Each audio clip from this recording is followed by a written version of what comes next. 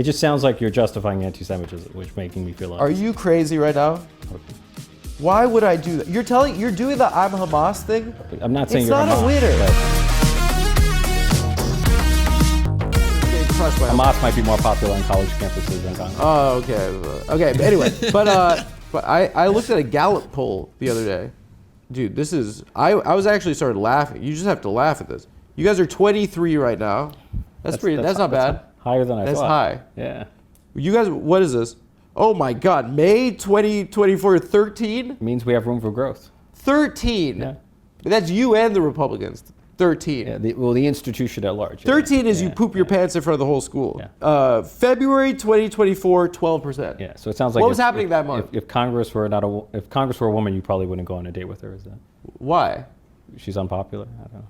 No, what she could be like beautiful. You know, like what do you mean? No, you seem to hate Congress. So I'm saying everyone does, okay. right? I'm looking at the Gallup poll. Are you part of the 13% that approves, or? I think that we have to recognize the runway a little bit and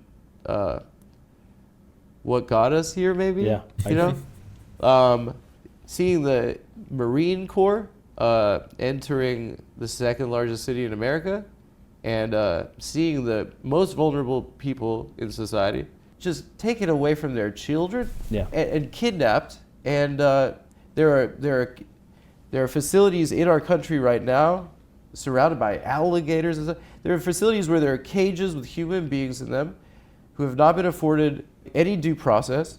And the sad thing is that you guys are, you're polling behind Donald Trump right now. And that's not true. The Democratic Party has lower approval ratings than Donald Trump. I think the story's more complicated there. What is that? Yeah, so the latest polling from CNN shows that the most important issue to Americans is inflation, the cost of living. And on the most important issue, Donald Trump is 25 points underwater. And since the November election, there's been a 34-point swing against him, and that we as Democrats are more trusted on inflation than he is. That's a huge swing. Why are you guys not killing him right now? That is a cherry pick. Come on. You know, that's a. I mean, inflation is the most important issue. I want to talk to you guys about Monarch Money. It's sometimes I just want to watch the show. Come on, Adam. Campaigning and going to fundraisers, doing all this stuff, is that a distraction from the work that you have to do? It can, but I feel like if you're effective at governing, then it improves your ability to get reelected. So if you're a good congressman, you're going to be popular in your district, and you're going to be well positioned to be reelected. Does it suck that you have to fundraise, right? It sucks. Fundraising sucks. Yeah. And like because of Citizens United, like it's nauseating to ask people for money. Yeah. Do you feel like it's eroded people's like faith in the institution, right? I feel like too much money is too much time is spent on fundraising, especially if you're a frontline member who has a fiercely contested general election every 2 years where tens of millions of dollars are spent. You could be spending more than half your time every week at a banquet. No, or just call time, just dialing for dollars. You were criticized, I saw, for Blackstone donation, right? And it's understood that they are the architects of the housing crisis, pretty much. Yeah, I mean you receive contributions from thousands of people. Yeah. Or employees from all over the place. You can send it back and say fuck off. Yeah, I'm not. So they're giving you a check just because? I decide issues on the merits.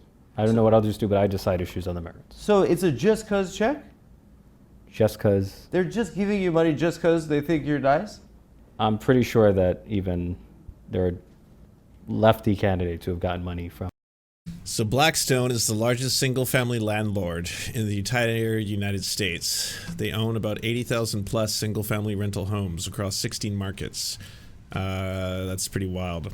Second place would be Progressive Residential, also known as Pretium Partners, a private equity firm that owns as high as 90,000 homes. It's often cited as the largest private home owner by number of houses.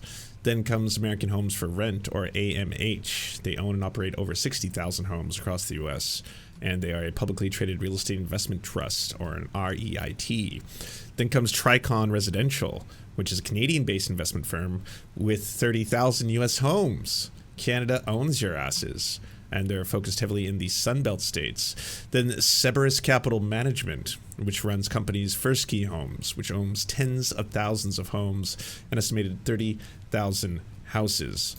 That's something that like often never gets brought up in the abundance debate, or basically people talking about the housing crisis, where you're like, there's a huge problem with the housing crisis. There is, absolutely. The solution is we need to build more houses. Okay. Can we talk about the speculative market, though, and the fact that private companies, especially post-2008 financial crisis, because that's really when Blackstone starts to make a really big dent in all of this, how they're actually buying up just unbelievably, I would say, grotesque amounts of property, and then basically cornering a lot of that, especially when there is really, really cheap real estate available. They'll buy at vast swaths of real estate and then just basically perpetually charge people rent for the rest of their lives. That really hurts the ability for everybody to afford a home, right? And then the problem is that you enter this cycle where a lot of the real estate market, obviously, they want to make money, and real estate salesmen want to sell real estate. So they're completely fine selling real estate. They don't care to who. So they're completely fine being like, oh, this massive company wants to buy up 4 houses on this block? Hell yeah. I mean, payday. Great. And then it's like, yep. And so when the market slows down, that's when it's supposed to correct itself. And that's when prices are supposed to be lowered a little bit. True. But why not just allow for these companies, foreign investors even? You could have a Canadian company that comes in and buys up a whole bunch of that'll make housing really difficult for people to afford. It's just perpetually going to drive the entire market up and cause what is now known as the housing crisis. Yep. But again, the solution to that would be to build more homes. Well, I'm not against the building more homes. That sounds great. But you can't like not address one side of that, right? You can't be like, we need to get rid of the red tape. We need to get rid of the bureaucracy. We need to get rid of all these environmental assessments. And we need to allow people to build as many houses as possible, as quickly as possible, so everyone can afford a home. But that second part, the everyone can afford a home part, is never being addressed. The cost of living keeps going up. The wages stagnate amongst society. Getting a high-paying job is harder and harder. This whole thing becomes further out of reach for different generations, especially hitting Gen Z really, really badly right now. That, in part, has to do with the speculation market. We should talk about that. Rein them in. Yeah. Or take their donation. People who are employed. Yeah, rank and file employees, sure. I figure like you could maybe if you're like this guy's. You do know that this guy's making my constituents' lives worse. It's more complex. You could be like, fuck you, I don't want it. I'm in a safe blue district, right? People should judge me by my record, by the legislation I pass. Yeah. I work 7 days a week. I'm visible in my district. I'm on the ground. I'm happy to.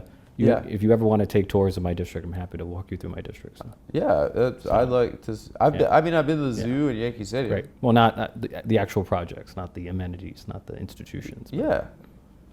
I can give you a sense of racially concentrated poverty in a place like the Bronx. So that's what my question is like. Where do you live? Which borough? I live in Brooklyn. Okay. Yeah, and that's my question. Like, so right? you might be divorced from the experience of racially concentrated poverty. But what does that have to do with taking money from blacks? Like, I just feel like that's a deflection. Well, I think I don't want to no, because I don't want to cut like an argument right now. I don't want to argue with you. If you want to question my ability to represent my district, I'm happy to show you what I do. I'm happy to bring you to my district. What I'm calling into and introduce you to my constituents. What I'm calling into question is the institution, right? I'm calling into question the system, and you're functioning within a system, right? I've received contributions from tens of thousands of people. I can't keep track of every person. I'm not responsible for every person. You forgot. I'm only responsible. But he's pulling up a direct example. Okay, so here's an example. Blackstone. You can admit that what they're doing is not something that you directly agree with, right? They're actually increasing the cost of housing, especially in these impoverished communities. And you know, we're not even getting into gentrification or all that other kind of stuff. But if you can agree that maybe Blackstone isn't the kind of company that you should be taking money from because you're opposed to what the company itself does, I can't get into specifics, but I think you should go into impoverished communities and check out what it's like. I was like, okay, but I'm not talking to you about that. I'll probably agree with you that those impoverished communities are impoverished for a variety of reasons. But could we just talk about specifically this one example? I take donations from lots of people. Lots of people. Well, for what I do. Okay. So I mean, you can play the gotcha game, but that's not. I'm not trying to play the gotcha game. I think you're used to like Anderson Cooper 360, and I'm from Come Town Podcast. I'm not. I'm happy to answer whatever question you have. Whatever. Here's a question for you. I think you've established yourself as the fiercest champion of the state of Israel in Congress. I've never described myself in those terms. I'm pro-Israel, but those are terms. Well, I think maybe you've been dubbed that. Yes. Okay. Listen, like, I'm a Jewish person. Yeah, Like, right. I have my own opinions on this. You have your own opinions. And this is a really frustrating conversation Yeah. to see people have on the internet. I don't get an opportunity to talk to someone that's making decisions and supporting these things that are a huge deal to people right now. Sure. Yeah. One thing that I thought was interesting, and I want to start with you, is that you described your first trip to Israel in 2015 as a life-changing experience. And I just wanted to follow the narrative of like you growing up and your struggles and then going into the government. Like what was that experience like, and what bred that passion for Israel in you? Well, since I grew up poor my whole life, I never had an opportunity to travel abroad. Yeah. So the first time I ever Free trip. went to a foreign country. So it was life-changing because you went on a trip? Part of the reason went abroad for the first time, life-changing. I mean, that's why Hamas was able to so easily penetrate on October 7th. By getting over the fence. Yeah, and it's so close. Yeah. No, I mean, I just want to know because it seems like it was powerful, Yes. and it seems like it's informed your record, and I that's what's interesting to me. It's like Yes. your story and how you got here, and like I think it's narratively what fascinates me. Maybe one day you'll give me a chance to tell it. So. Why are you I'm annoyed kidding. by this question? I'm kidding. So I spoke to the local mayor of Sderot.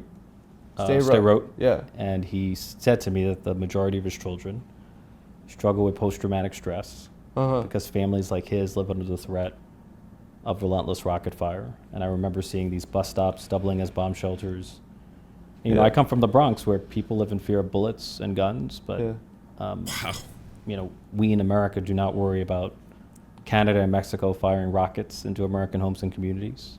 What a You know, we're a comparison. country of 330 million people. We're surrounded by oceans, and Israel's a tiny democracy the size of New Jersey that's literally surrounded by both state and non-state actors that are intent on wiping it off the map. So, you know, I left Israel with an empathy for the unique security situation that Israel faces.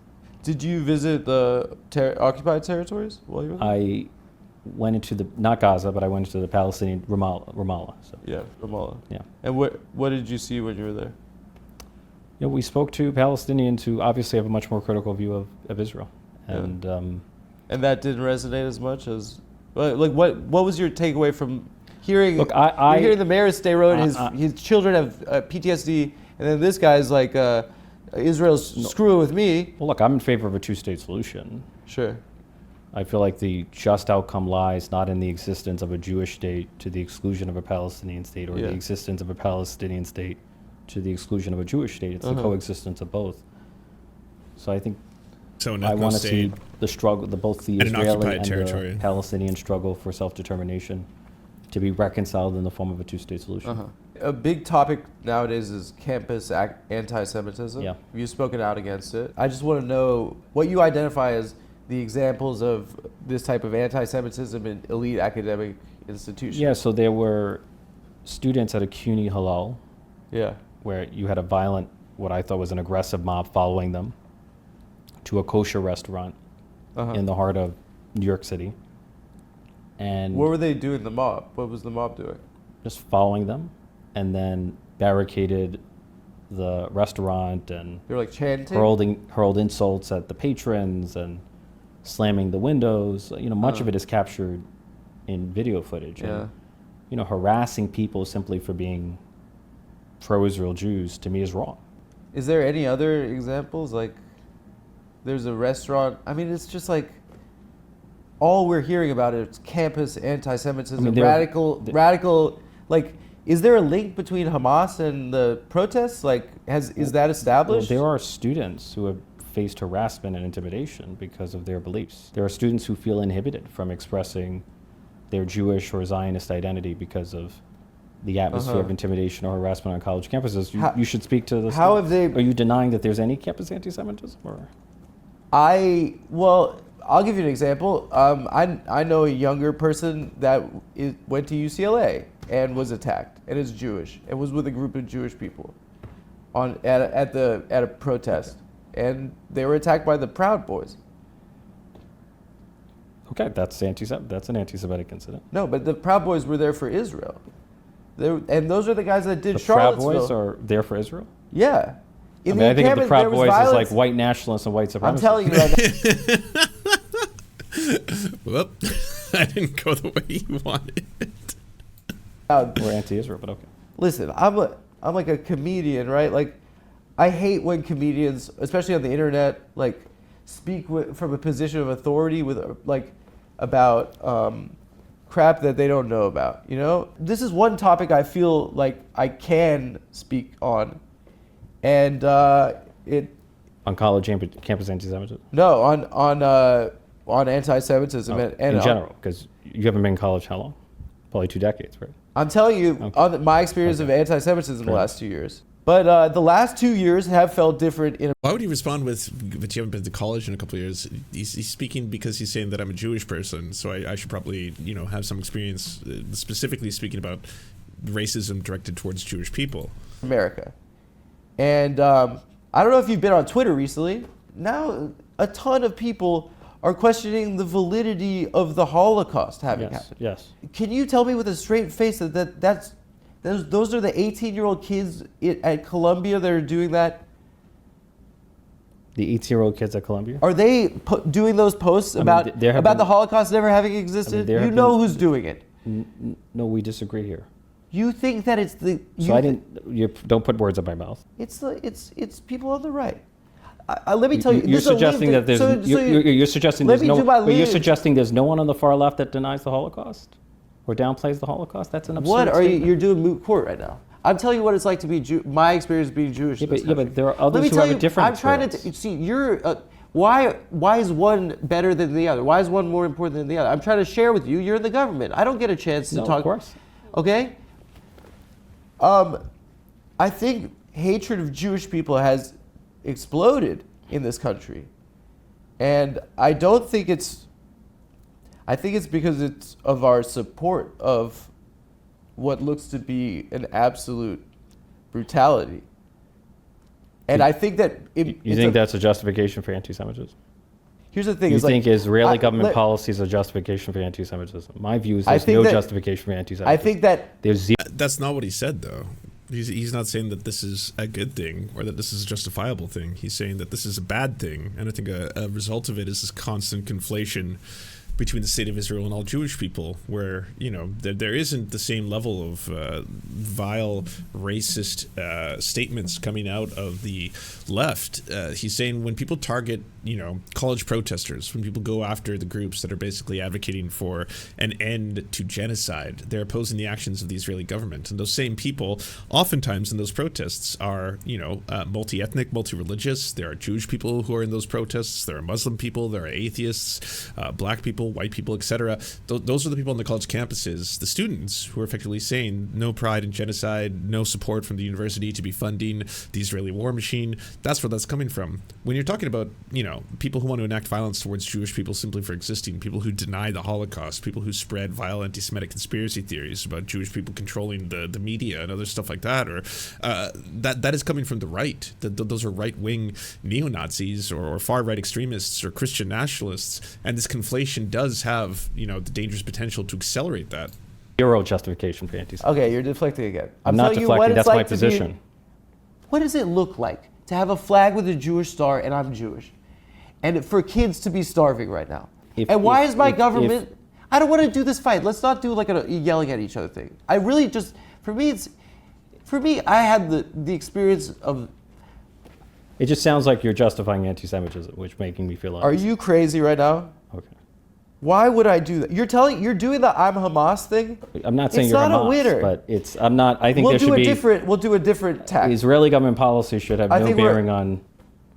If you have disagreements with the Israeli government, you should voice your criticism of the Israeli government. But there is no justification for intimidation or harassment against American Jews. I'm telling you as a Jew right now that we are receiving a lot more hate because of what the people with a flag that has a Jewish star on are doing to other people right now. I'm telling you, as a Jewish person, how painful it is for us to say, and it hurts my stomach to say this. So you're going to say, I disagree, that this is a genocide. And that hurts to say that a Jew could do that. It hurts because we grew up with learning about what hatred is. We grew up learning about this. And the same year the state of Israel was established, in 1948, the world saw the Holocaust, and they established standards for what a genocide is. It was the same year. And the world said that this shouldn't be a thing that happens. You know? And I just wonder, like, it doesn't make sense to me, I don't know, it doesn't track to me why there's this fixation with kids at a school and 2 examples of people at a restaurant that there was banging. 2 examples. I mean, there are surveys on it. Give me the... Read the EDL surveys on it. Because it's hard for me to talk about this. By the way, that's one of those ones. There is moments in time where you're watching, interviews on television or a news report or something when it feels almost surreal, as if it's like transcended the medium. That's one of those things where like it actually was pretty beautiful to hear Adam say and express that out loud. And again, coming from a place of pure humanity, trying to be like, I'm trying to express to you what it's like as someone who is, Jewish. I've been raised Jewish, and to see what is taking place and to see that it's being done in our name is profoundly hurt, and the pain, you can actually see it, right? Like it's not an act, it's not a bit. He's not doing any kind of comedy shit there. It's real.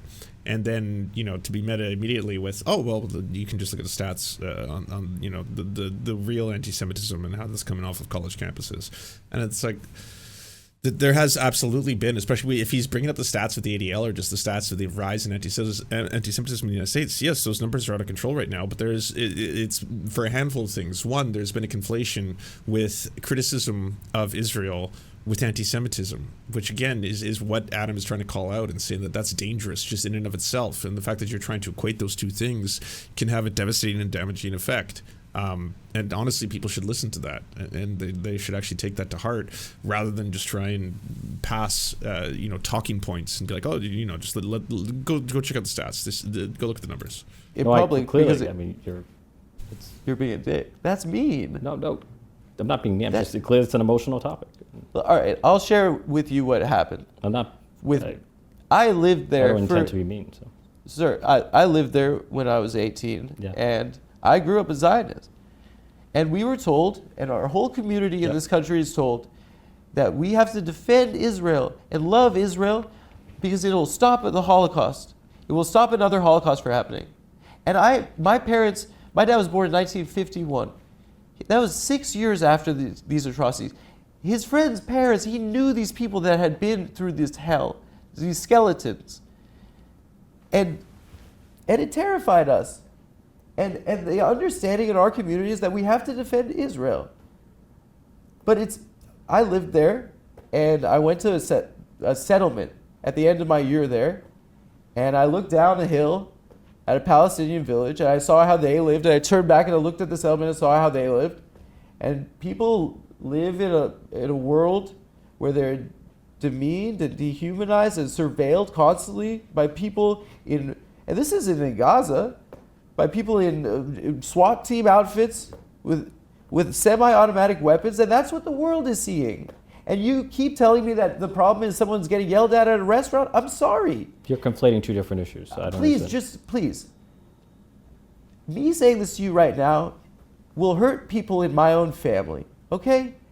Because this is a very important thing to us. And the fact that I still fucking care about being Jewish is embarrassing. I should just be a guy. But this feels like a stain on our history. And it feels like it's changed what being Jewish is. Because what being Jewish isn't Israel. Judaism has existed for 4,000 years. This is a country for 75 years. It is the oldest, one of the oldest monotheistic religions. Anti-Semitism is one of the oldest forms of hatred.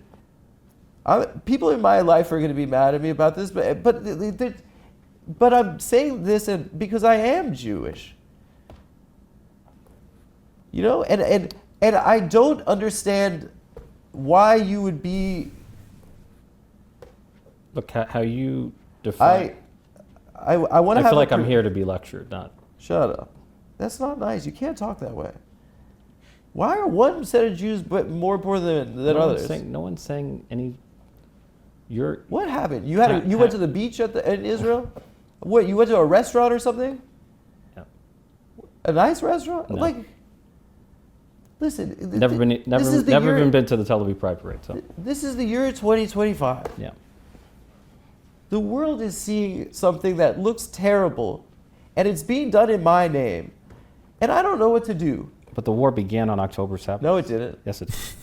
You're when ignoring. Hamas systematically murdered and made, and you want. Okay. Look, we're going down a rabbit hole. We fundamentally disagree. No. But Hamas murdered and maimed you're doing the and TV mutilated thing. and TV. abducted and tortured Don't do TV. thousands of people. That's not television. That's a fact. That's reality. You can deny it. You can I'm not downplay denying it. October 7th. Well, you seem to be You're trivializing doing the I'm pro it. October 7th.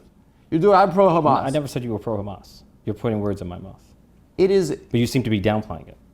There, for the last 17 years, people have been under a blockade where they cannot leave. If you were born in a place and there's a fence there and there's a guy with a gun on the other side and he says you can't go anywhere, would you like that guy? If you treat people like animals, sometimes they're going to lash out. Look, I sincerely believe, maybe I'm wrong, that if Palestinians were governed not by a terrorist organization like Hamas in Gaza, but by a regime that was able and willing to make peace with Israel, the situation would be fundamentally different. I mean, that's fucked up, especially after all of that, after all that emotional outpouring and, you know, him basically trying to appeal to his humanity, getting to a point where it's just basically like, well, I mean, you know, this isn't the fault of the oppressor or the people keeping them in the cage. I'm just hoping that if the people in the cage could be a little more civilized inside the cage, things could have been better. You know, if they only had different government, maybe it would have turned out better. Conditions for this happening are undeniably something that the Israeli government was fully aware of. Why would Bibi Netanyahu... Okay, here's the question. Do you think October 7th was justified? No. Okay, I'm happy you said that. Are you listening to what I'm saying right now? I am listening to what you're saying. Why would the Israeli government... Hamas wants to eradicate the Jewish people and the Jewish state? Is that right? That's what Hamas has said, yeah. Okay. Then why would they directly give Hamas money, literally bags of cash in suitcases through the Qataris, nearly, I think, over $1 billion in cash during this last 17 years? That's a fair point. Great question. Okay, I'm glad. I thought at that point he was going to be like, oh, that's a Hamas conspiracy theory. I was like, I don't know how lost in the sauce Ritchie Torres is, but Jesus Christ, if you got a person who's literally telling him, I feel more unsafe as a Jewish American on a regular basis because of the conflation with Judaism with the actions of this genocidal regime. And it breaks my heart to have to say that, but that's just the reality. And then him being like, we see things fundamentally differently. And him being like, well, what exactly did your trip to Israel achieve to you when you went there? And then you said you went to the border and you went and you saw how the difference in the living conditions were for people living in abject poverty as they're surrounded by people in hyper-militarized gear with weapons. Like, this is such a disproportionate amount of power and oppression taking place before your eyes, and that inspired you? It inspired you, and in his excuse is like, well, having grown up in poverty myself, I know what it's like to have gun violence and, you know, the constant sense of fear. And I was like, but how did you not relate that to the people who are being oppressed with the people with the guns? That's the most fucked up part about this. I'm blaming our government for supporting a genocide. Yeah. But it is unfathomable in my heart, and it breaks my heart that we could be capable of it. I think we should move on. Why is that? We just fundamentally disagree. So I think I'm talking to you like about where I come from and that it feels different, and maybe I have a different perspective. You have a different perspective. But I know people who have a perspective that's different from yours. And yeah. With a much smaller platform than you. I'm not.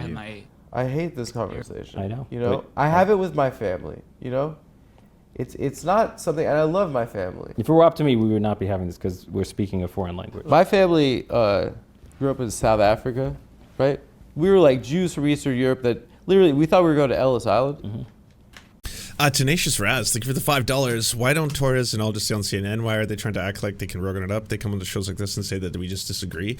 I think that this was probably advertised to Ritchie Torres as you're going on a comedy show. He's got a massive platform. It'll be great for you. You guys can make jokes and then you can promote your platform and then reach more people. That was it. I don't think he thought that, you know, Adam was going to want to have a very serious conversation about this. And I think as this conversation went on, it led to him getting more serious about it, because, you know, for it seems like Ritchie Torres is just kind of outright dismissing all of his points, right? He's telling him, like, you can't actually be serious where you think that, like, one of the worst forms of anti-Semitism occurring in the United States is coming from pro-Palestinian protesters on campuses, when those pro-Palestinian protesters are talking about how they want the emancipation of all people, how that we're not free until we all free. Like, those are the chants being done. It's so ridiculous to conflate these two things, because there is real anti-Semitism going on in the United States. There is a rise in anti-Semitism, and that's almost universally coming from the far right. Like, you don't have to take his word for it. The data shows the same thing. And when it comes to people who do Holocaust denial, when it comes to people who spread anti-Semitic conspiracy theories, all that kind of stuff, that is coming from the far right. And right now you are weaponizing this and giving them more ammunition every single day, that more and more people see what is taking place and are disgusted by it, and just can't stand the sight of child skeletons and all of these horrors and atrocities. And then people say, well, if you criticize them, you are anti-Semitic. By saying that, you're then conflating and putting the crimes of Israel on all Jewish people itself, an act of anti-Semitism. So why can't you see that? He's trying to make that connection. And the fact that I guess that he just keeps dismissing them is why this keeps getting sadder and sadder and more emotional, as he's trying to be like, I'm trying to explain this to you from my own lived experience, from, you know, that's why it's a hard watch, but I think it's a really important one, because you don't ever see this. You don't see politicians go in front of journalists who ask them anything beyond, you know, do you support Israel's right to exist? I do. All right. And why do you support Israel? I believe that they have a right to defend themselves, and unfortunately October 7th was such a horrifying attack.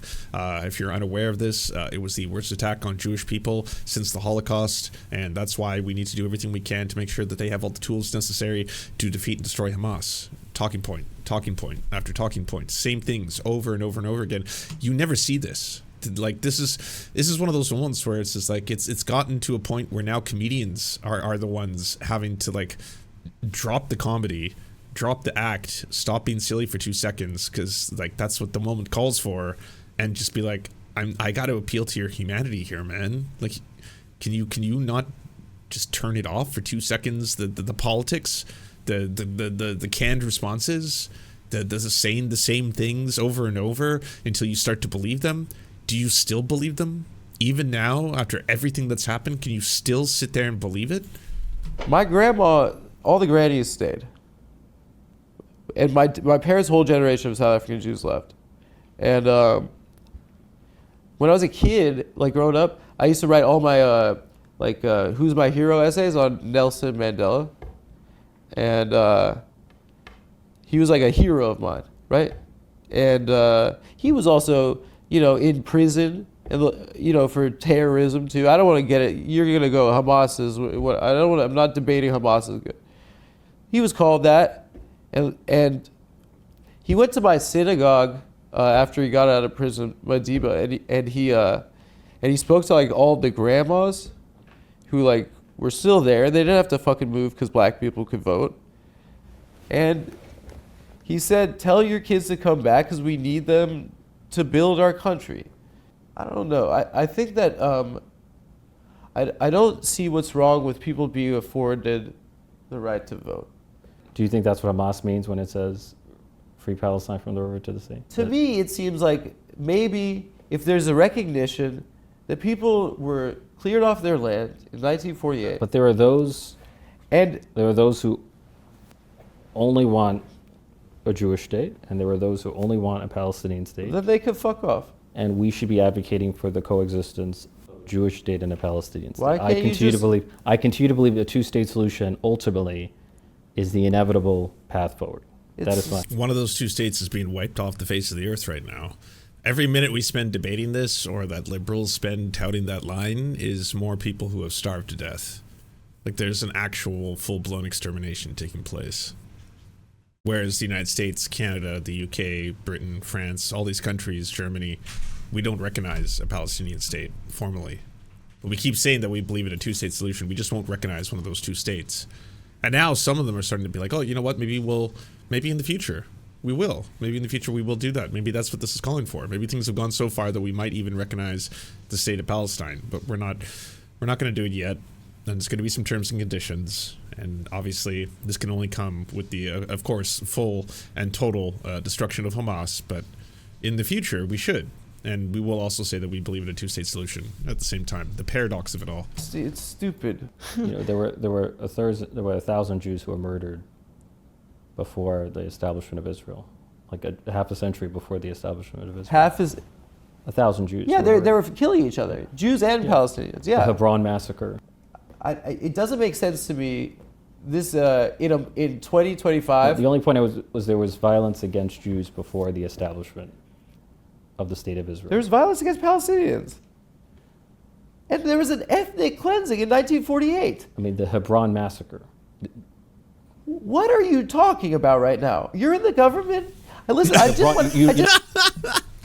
You're the government. I mean, yeah, he is the government. He also receives, over $500,000 from the AIPAC lobby. So, I mean, he does have a lot of talking points ready to go, but that's the state of the world. Wait, I'm sorry, you're not familiar with the Hebron massacre in 1929? Wait, you're saying that justifies an entire ethnic cleansing in 1948? Israel was a...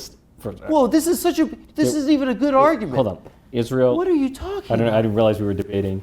I don't want to do it, but you say something like that. The Jewish state was established by international law, right? The UN passed a resolution that recognized the establishment of a Jewish state, and there were a number of Arab countries, including Egypt, that declared war on Israel. Yes. It was the War of Independence. The Palestinians and Israel won the war.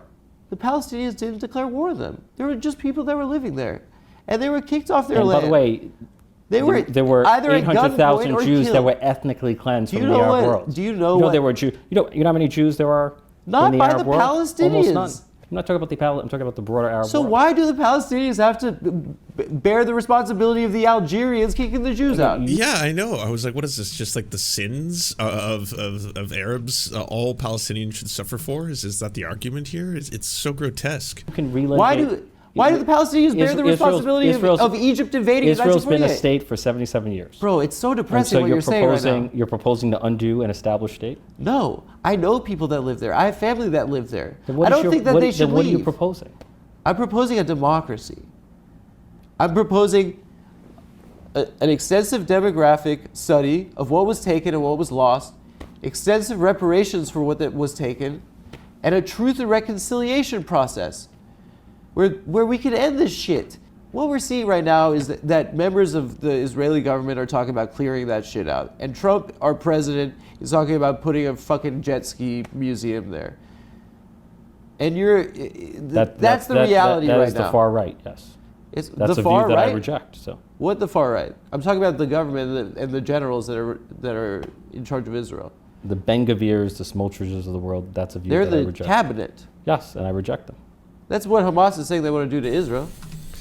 Thank you so much for watching, everyone. This video wouldn't be at all possible without the financial support of all the people whose names you see on the screen right now. And if you want to unlock secret bonus episodes, content that we can't post anywhere else, or get the videos early before anyone else gets to see them, please go on to patreon.com/theserfs. For as little as $1, you can help support this channel and help make more videos like this possible. Our executive producers are Anna Loves Riley, Adrian McCarthy, Bobby Lasers, Cheryl Alvarez, Comrade Junkie, Doug Caddy, Everything Important, Garrett Sandoval, Hagbard Saline, Jimmy Sombrero, Multimondi, Omni, Political Papi, Preston Kroll, Quiet 185, Richard Boehm, Riley and Anna, Roller Dragon, Cernicus, Stellar Gwyn, Sebastian Demel, Tigwick, Trav, and Words Greenwood. And also, it wouldn't be possible without all the names you see on the screen right now. Again, if you want to help produce this content, it's only made possible through the funding of our patrons.